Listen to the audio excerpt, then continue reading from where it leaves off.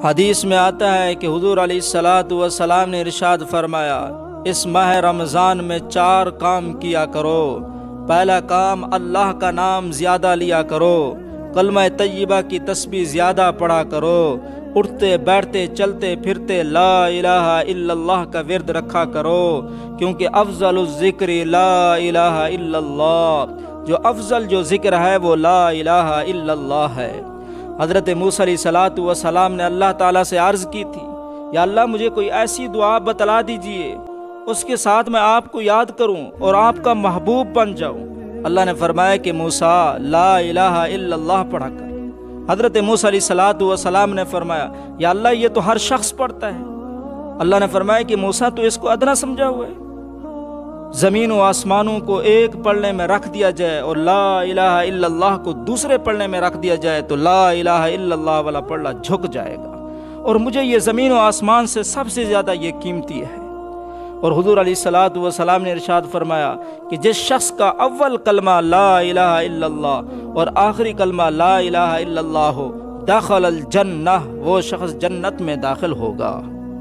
دوسرا کام یہ ہے کہ توبہ استغفار زیادہ کیا کرو، کیونکہ اللہ کی ذات اپنے بندوں کی طرف متوجہ ہوتی ہے۔ استغفار کرنے سے انسان کے رزق کے اندر برکت ہوتی ہے۔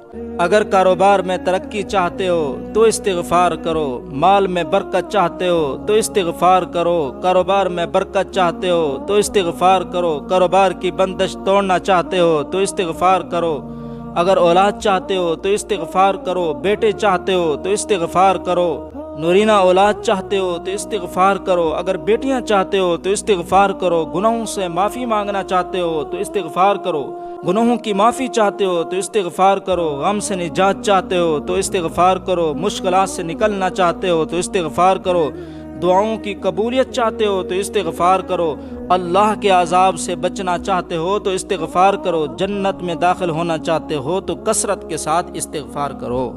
تیسرا کام، حضور علیہ السلام نے ارشاد فرمایا کہ اس ماہ رمضان میں جنت الفردوس کو زیادہ طلب کیا کرو، کیونکہ یہ جنت اللہ نے بنائی ہی مسلمانوں کے لیے ہے۔ چوتھا کام، حضور علیہ السلام نے ارشاد فرمایا کہ اس ماہ رمضان میں اللہ تعالیٰ سے جہنم سے پناہ مانگا کرو۔